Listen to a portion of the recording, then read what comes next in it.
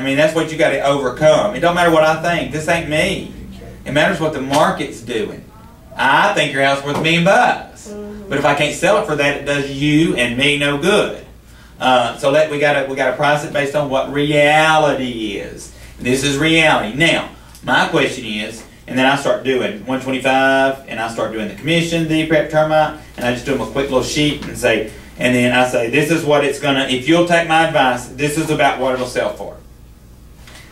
If we pad it, like you, and you know, if they say that word, not pad, they won't say pad, but room to negotiate. Here's what's gonna happen, and I don't make up anything. Everything's numbers.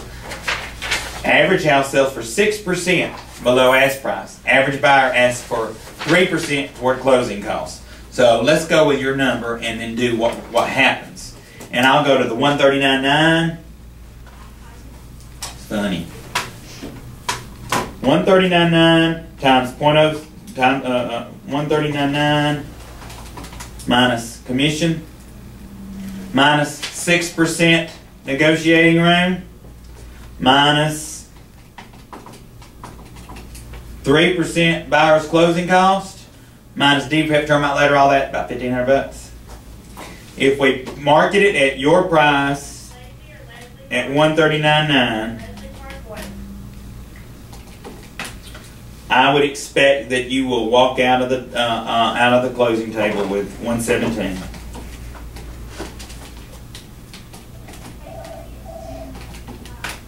$117. If you do it, by the way, I suggest, and it's going to take 3 to 6 months or longer. If we do it at the 125 and we stick firm,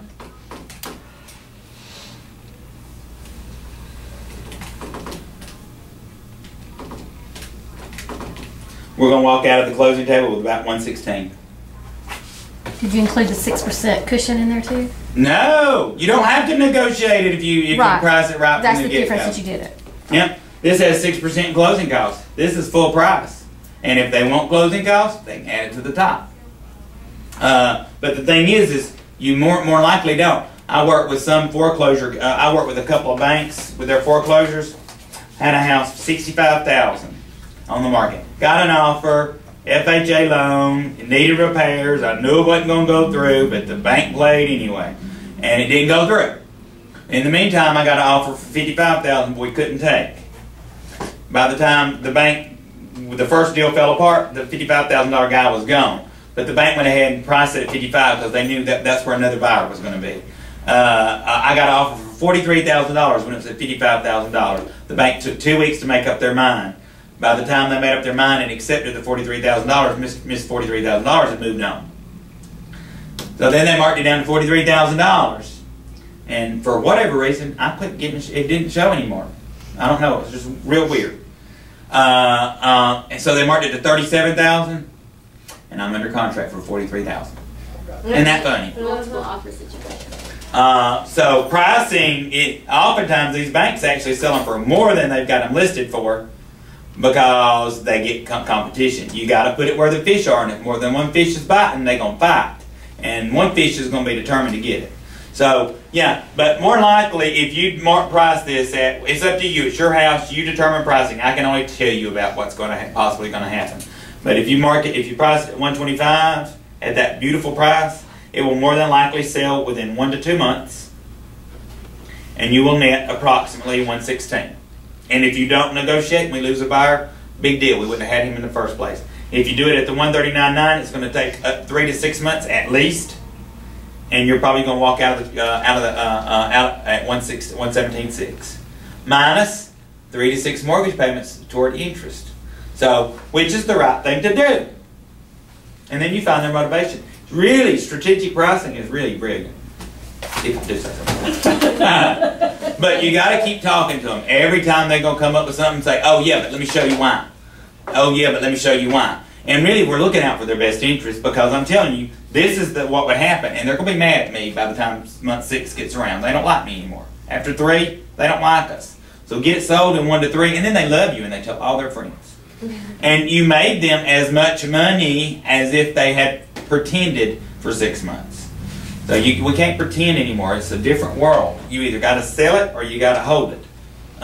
So, any questions on that?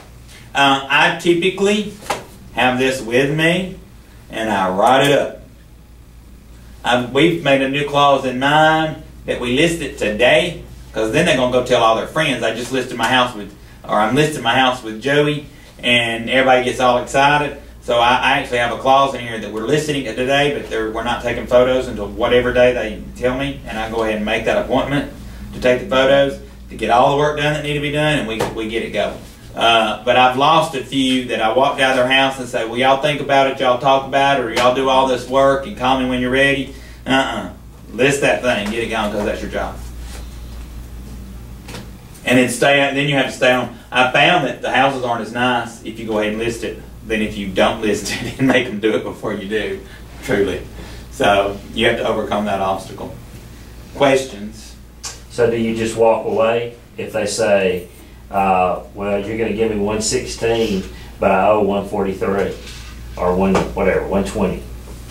If it's 116 to 120, I probably would not walk away. Okay.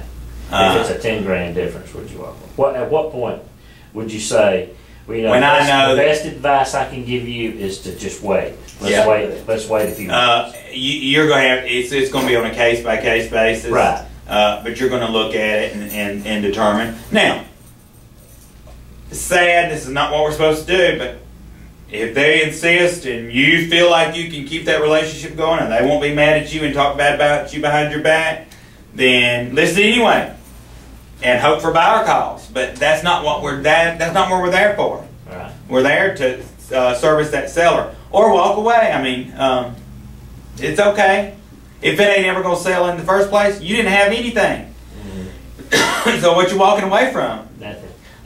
You can walk away and part as friends. I don't think this is going to happen. Here's why. But you got to know in your heart that you're right.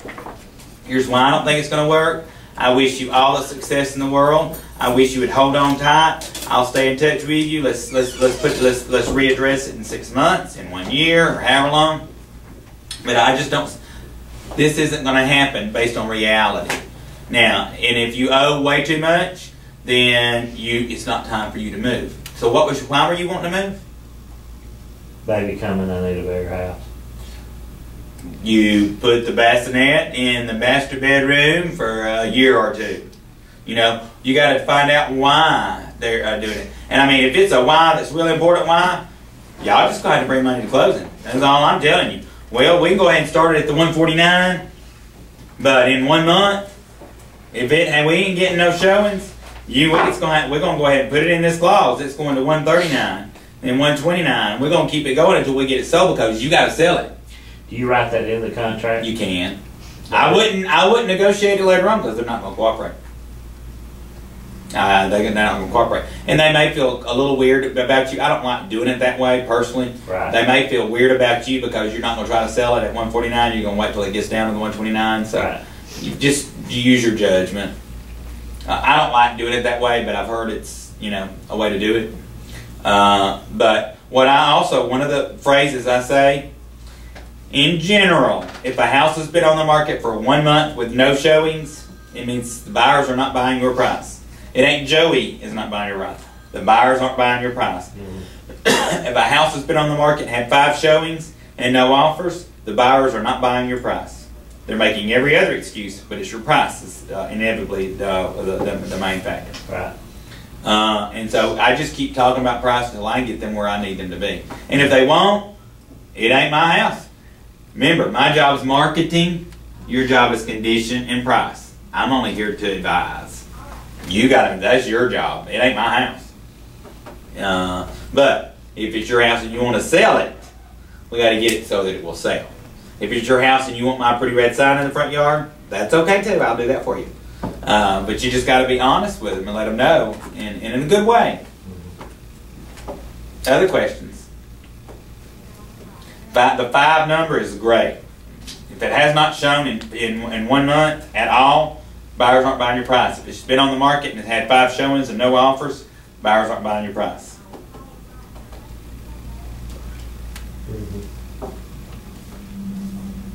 What else?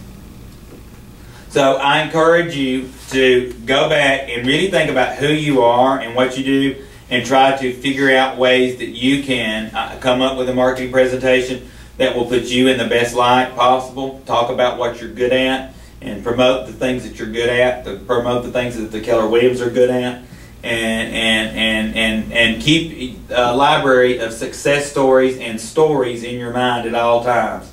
I got a story. I can talk all day long about real estate. I've got a story related to every subject. So keep those stored, and when you need to use it to make your point, pull it out and make your point. Most everything you're pulling is coming from MLS, is that correct? It is. It is all coming from MLS. You can work those. I mean, you can do by office rankings and I mean, now I do from the entire Birmingham MLS, and then Lacey went through and just pulled out the agents who sell in Calhoun County. But you can do the entire MLS and do the ones, or you can do just Calhoun County. But if you treat it like a real job, it definitely becomes a real job. If you treat it like a part-time job, it's a part-time job, and it's an expensive part-time job. Yeah. So I mean, it's all in how you want it to be. When I got into the business, I had a calendar that was blank, and I knew I needed to fill those calendars. Now, what I need to fill that calendar with is listing appointments. So if I don't have listing appointments, actually now I'm trying to figure out a way to get them away so I can do my job. But my job is listings, but just get them from contract to close. But you know, you have sellers and buyers and sellers and buyers. Here's the beautiful part: a buyer's going to take, y'all been to that class. A buyer's going to take you 20 hours. A seller's going to take you, what do you say, 8? It's really 4. You can work 5 times. You can be 5 times busier working for sellers than you can for buyers. Now, buyers make you feel good, so that's all good. But I tell you, if you do this real hard and heavy, and make sure they know who you are and what you're going to do for them, and know what you expect from them, it makes it so much easier. My sellers barely bother me. I mean, I have a few that like to call me every day, 10 times a day. But the most of my sellers leave me alone because they know what I'm doing. And if they forgot, we'll send them an email soon, shortly. E-Edge on the market update, that's every 4 weeks. We put them on E-Edge for many different reasons, but one of the reasons is because every 4 weeks they're going to get a market update, and I don't have to do it. Very important. And